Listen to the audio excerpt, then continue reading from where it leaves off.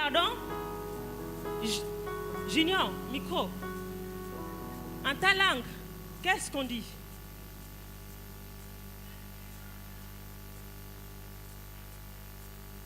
Alléluia. Ah, nous devons apprendre à parler notre langue. Hein? Toi, tu ne veux pas t'élever, tu ne veux pas marcher. Dieu s'élève quand l'homme s'élève.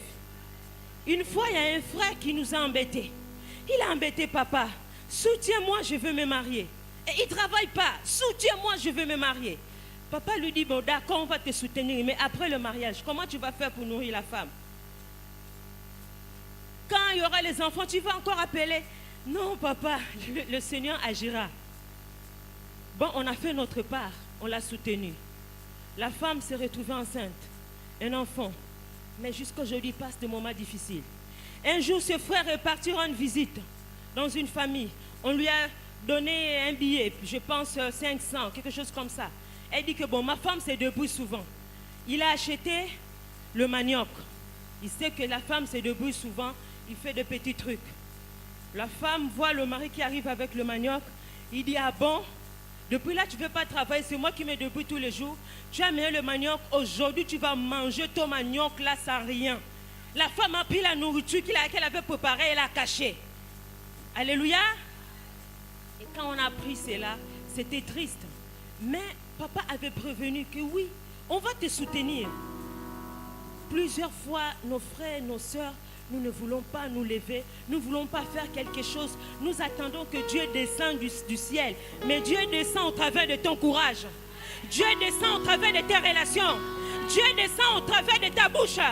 Dieu descend au travers de tes pieds. Vendredi, je suis arrivée à l'aéroport. J'avais mes deux mains pour porter le chariot. Quand mon chéri m'a vu, il a pris le chariot. Mais les petits qui traînent souvent, ils sont venus. Oh, big boss.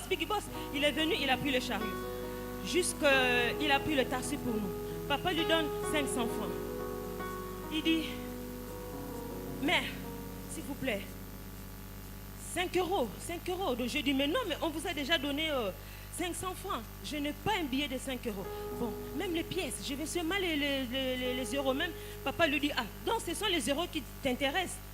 J'ai ouvert le sac, j'avais des pièces, je lui ai donné 2,50 euros. Pour moi, c'était rien. Quand on est rentré dans la voiture, je lui ai dit, 2,50 euros, ça fait combien?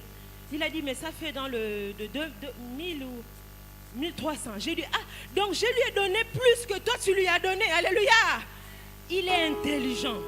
J'ai dit, mais bon, s'il fait ça depuis le matin jusqu'au soir, il va gagner combien? Toi, tu viens seulement derrière le frère. S'il te plaît, trouve-moi 1000 francs. Tu es toujours derrière la soeur. S'il te plaît, trouve-moi 500. Mais tu peux te lever pour y arriver. Alléluia. Ces garçons, on peut se moquer de lui, qu'il est en train de traîner à l'aéroport. Mais demain, après-demain, tu vas voir l'invitation sur mon mariage. Tu seras étonné, qu'est-ce qu'il a fait? Mais il a économisé 1 euro. 500 francs, 1000 francs aujourd'hui et demain. Alléluia. Jusqu'à la fin du mois, il peut gagner plus que même toi qui travailles. Alléluia. Mais parce qu'il s'élève. Quand il s'élève, Dieu se lève avec lui. Lèvons-nous. Nous voulons arriver. C'est ce que Dieu a promis pour nous. Nous devons nous arriver. Nous ne devons pas dormir, rester au lit, attendre que la parole de Dieu s'accomplisse. Quand Dieu parle, il nous reste une chose. C'est de faire selon ce qu'il a dit. Alléluia. Là, les enfants d'Israël, Dieu leur a dit, lorsque vous serez arrivés, ils devaient marcher. Dieu veut que tu marches. Parce que pour sa parole, tu y arriveras. Pour lui, tu vas y arriver. Il y a une assurance. Si l'assurance de ce monde te ment, lui, il ne ment pas. Papa a voyagé un jour. Il a pris le train à Paris pour aller en province. On lui a volé le sac. Tout le matériel était parti. Les chaussures, les habits, les vestes. On a une assurance pour ça. Il est parti voir l'assurance. On nous a fait des complications pour ne pas payer. Alléluia. Mais nous payons pour ça. Écoutez, pour le sang de Jésus, tu n'as rien payé. Jésus-Christ t'a seulement aimé. Dieu t'a aimé le premier, il a donné son sang. Et le sang de Jésus, c'est une assurance pour ta guérison. Le sang de Jésus, c'est une assurance pour ton salut. Le sang de Jésus, c'est une assurance pour ton élévation. Mais pourquoi tu ne veux pas croire que tu y arriveras? Alléluia. Tu y arriveras. Arrête de te plaindre. Arrête de te dire que non, c'est trop dur. Ah, tout est souvent dur. Même lui-même, Jésus, a dit, Père, si cela est possible, loin de moi cette coupe. Parce que c'était dur. Mais il fallait qu'il affronte pour y arriver, pour que toi, tu sois sauvé aujourd'hui. Il fallait qu'il passe par cette croix-là. Alléluia. Je connais une femme dans la Bible qui disait qu'il n'allait jamais arriver. Rachel. Rachel, le jour de son mariage a été volé. Combien de temps? Jusqu'à présent, tu te dis qu'on te vole des choses. On te vole la bénédiction. On te vole ça, on te vole ci. Alléluia. La coutume te vole les choses. Rachel, la coutume, lui a volé son mariage. Jacob l'a aimé, mais le papa dit selon notre coutume, c'est la petite soeur qui doit se marier avant. On lui a volé sa bénédiction. Mais comme Jacob l'aimait toujours, il dit c'était la femme de mon cœur. Jusqu'à ce qu'il a accepté de souffrir, de travailler encore pour avoir Rachel. Ce qui a fait que Jacob avait 2 femmes. Les 2 femmes dans le mariage, c'est jalousé l'une à l'autre. Jacob, disons, Rachel regardait Léa. Léa, elle a 2 enfants. Moi, je n'y arrive pas. Je n'y arriverai pas. Léa regardait Rachel. Elle, au moins, elle est belle.